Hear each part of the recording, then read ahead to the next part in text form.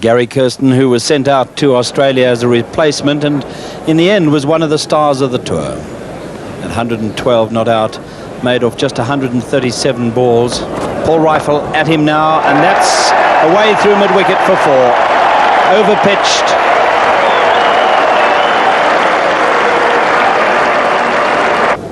This is Craig McDermott. Oh, and what a shot. 4 runs through cover point.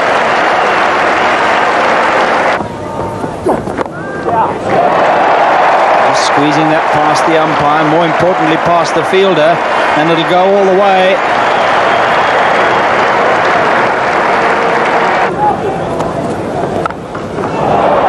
Oh, glorious.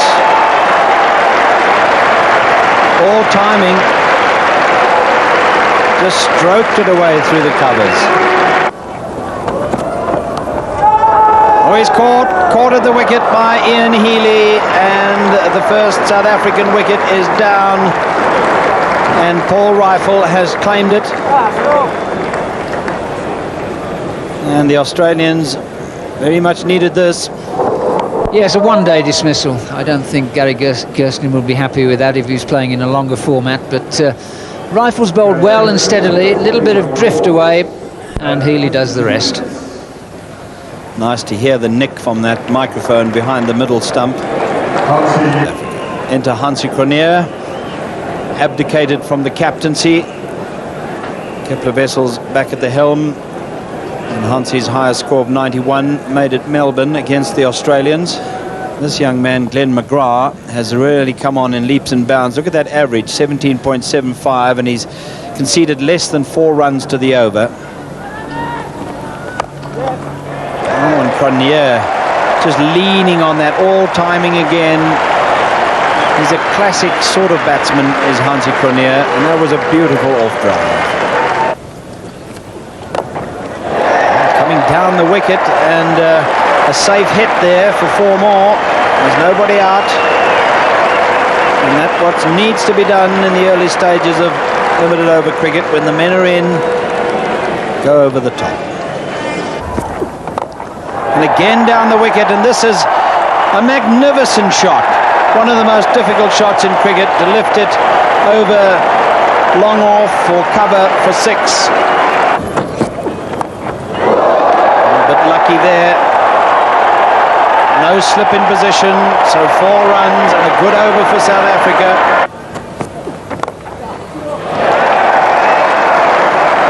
Get 2 to mid-wicket. David Boone out there. In fact, they'll get 3.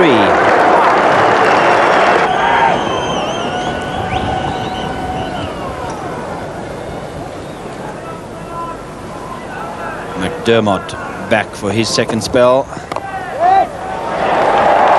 Lovely on drive. And it just kept going.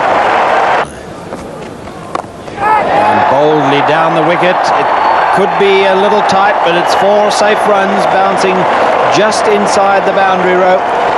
Devils number in South Africa, 111.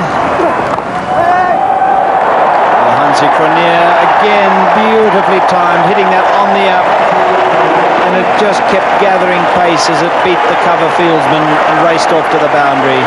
And a superb 50 for the South African vice-captain. And this could be out, and is. Paul Rifle makes the catch comfortably, and Peter Kirsten bogged down.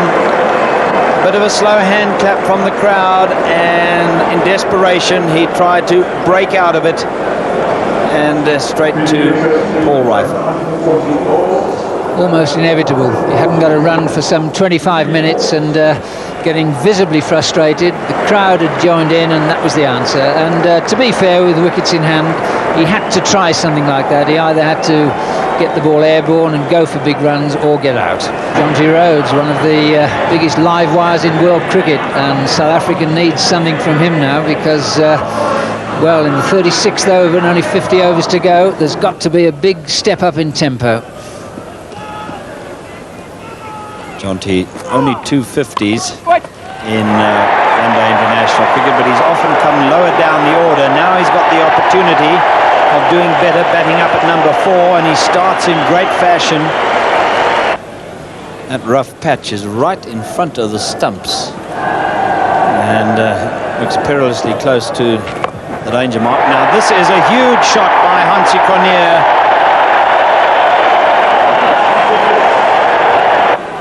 This is Warren's last over, and there's more to come. Oh, that's another big one. Maximum again. Amazing shot. This is going to be 4 runs. He's found the gap beautifully between mid-wicket, or should I say long on wide, and the man just in front of square leg. But that was an extraordinary shot off the back foot. Cronje needs just a single for his 100. Is this it? It is. There's a big gap there. He just pushes it into that. They'll race back for the second, only because Jonty Rhodes is running to the danger, and Hansie Cronje is beside himself with joy. To Jonty Rhodes. That's a high full toss. He's got it away. 4 runs. And that brings up the 200. And there's still a few overs to go. Rhodes swings again. 4 more. And Jonty Rhodes having the audacity to use his feet to him. Australia's main strike bowler coming down the wicket, giving himself a bit of room and lashing it through the covers for 4. This could be out, and is. Paul Rifle takes his second catch, running away to his right, and the end of a magnificent innings from Hansie Cronje. 112. Yep, you wouldn't get a better one-day 100 than that. It's been a terrific effort. He's picked his side up.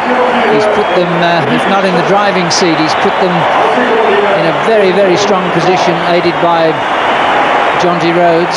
Those are the details of Cronje's 112. Very nearly off the same number of deliveries. 7 4s, 3 6s. Now Adrian Caper,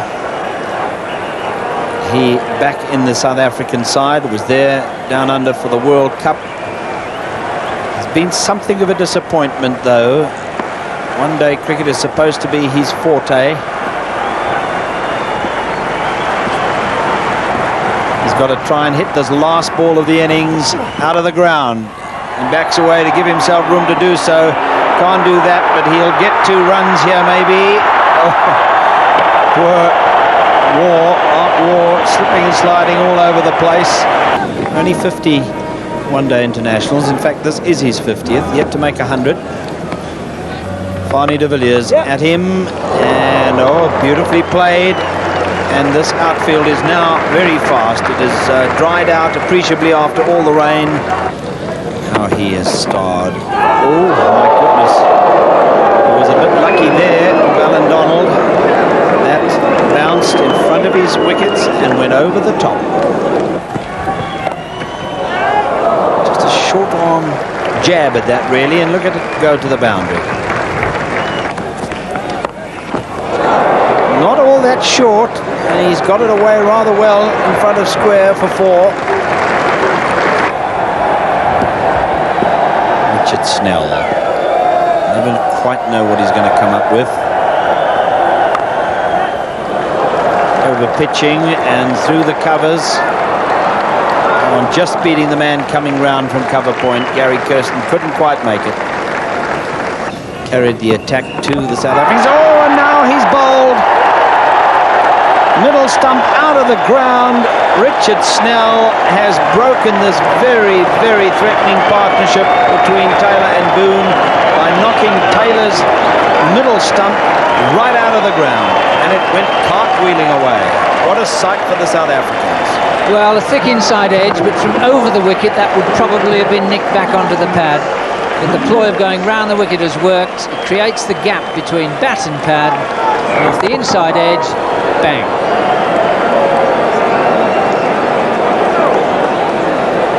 But a fine innings by Taylor. Played as fluently as I've ever seen him play in a one-day international innings. Just 49 balls and 3 boundaries.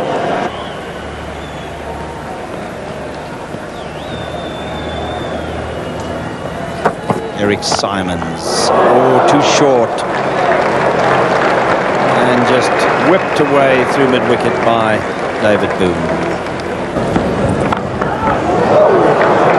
This time he won't have to run.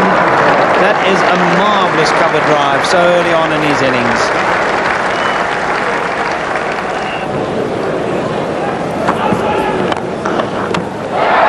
Denied. That would probably have been 4 runs. Oh, I don't believe it. Twice in 1 over. Started again. Could have been 8, got 0.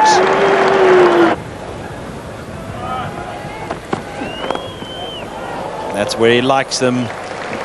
Don't bowl to any of the Australians for that matter, but particularly David Boone in that area, and he'll whip you away for 4. Just the single, but that's enough to take David Boone to yet another 50 for Australia. This is his 31st one-day international cricket to go along with 500s. 3 for 33 against the West Indies, his best, but he is amazing that in Benson Hedges' night series cricket in South Africa, he's got the 2nd most wickets in the competition, and that might have been another one in international cricket.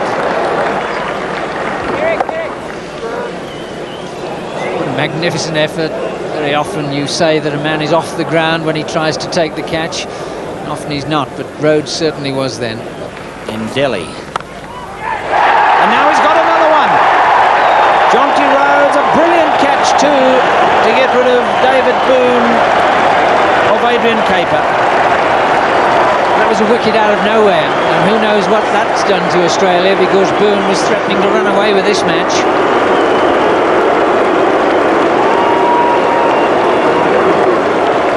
He really went after that one from Adrian Caper. Maybe just a little bit of lapse in concentration there.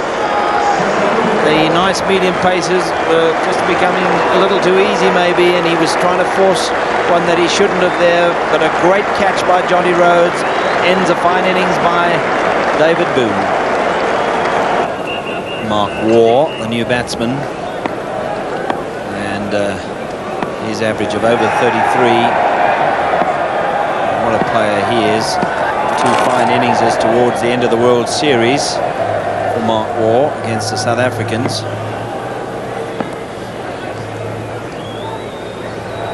Cronje to Dean Jones, and just uses the pace of the delivery. Good stop by Richard Snell on the boundary, but it needed a clean pickup to restrict them to 2. They get 3.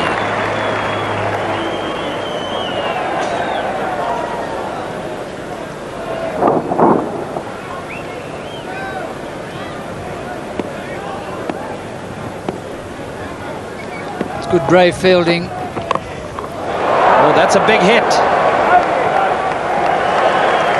And I think that's all the way. Yes, umpire Mitchley confirms 6 of the best.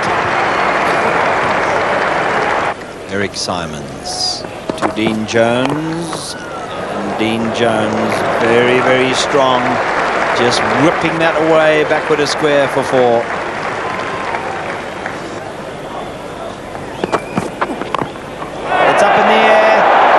Richardson, the wicketkeeper, underneath it. It went up very high, but an easy catch for him. He hardly had to move. And the end of Mark Waugh having a go at Eric Simons, and Simons' first wicket in official international one-day cricket for South Africa. Well, that was a real steepler, and yet there was a peculiar element to it. Most wicket keepers with one of these would like to catch it with their gloves quite close to the chest, so if it bobbles out they can grab it. It was caught nonchalantly, but look how far away the gloves were in the end. Out there, and it just may have dipped away from him a bit on the down. Yeah, they do all sorts of things when they go up that high. Waugh hitting that one huge 6 of Hansie Cronje, 14 from 20 balls. Trying to repeat it, I dare say, this time of Simons. Into Steve Waugh, replacing his brother. Simons to Jones, and Jones has lifted it up in the air. He knows almost as he hit it that he hadn't hit it well enough, and into the hands of Hansie Cronje out of deep mid-wicket, and that's the one South Africa desperately needed. I think it'll be a quiet dressing room that Jones goes back to, because really it was no sort of shot. There was no margin at all. He'd either got to go for 6 or he was out, and out he was. 38th over. Just a chip, really, and there's Cronje, and it's not an easy catch. He balances himself. Didn't quite go in the middle of both hands, but it stayed there. That's the important part. 42 from 62 balls, 3 fours, only 31 scoring shots. Another very useful contribution by Jones, but he'll be disappointed the way it ended. Just look at that for a record. Average of just over 30, but he's often had to come in down the order when the slog is on. But 6,293 runs. Nobody's made more than that for Australia. Alan Donald back in the attack to try and drive home the advantage of having got a couple of wickets, but Border starts with 4 runs through the covers. Barney de Villiers just gets past the fielder there. Snell has to run round, and they get 2 runs. Down the wicket, made that into a full toss, lashed it through the covers for 4. Penultimate over, and straying onto the leg stump, and that's beautifully clipped away in a despairing effort to prevent it from going into the boundary. Got to know about it. Not a soul moving from this ground as the tension builds. 8.64 now. It's just got out of hand a little for Australia. And Alan Border trying to rectify that. 2 bounces, 4 runs. Crowd are going wild. De Villiers now. Start of the 48th. Oh, it is bowled Border with a Yorker on the leg stump. Well, when the slog's on, batsmen often back away to give themselves room, and that's when the bowlers try and bowl those Yorkers. Well, this was inch perfect, because 2 inches too much, it's a full toss. 2 inches under, it's a half volley. He got that absolutely right. And who knows, this just might be the over which turns it back to the home side. Alan Border there, 25. 209 for 5. Now this is a very useful man to have come in down the order as your wicketkeeper. 24 off 11 balls. Plenty of wickets in hand, but it's a tall order. High full toss and whipped away by Steve Waugh for 4 runs. The Hammers. Only 1. They might go for the second. They do. Eric Simons doesn't mind if they do. He made sure that that didn't get through his legs. He went to it very carefully, picked it up, said you can have 2, and now try and hit a 7 off the last ball. De Villiers to Waugh. He hits.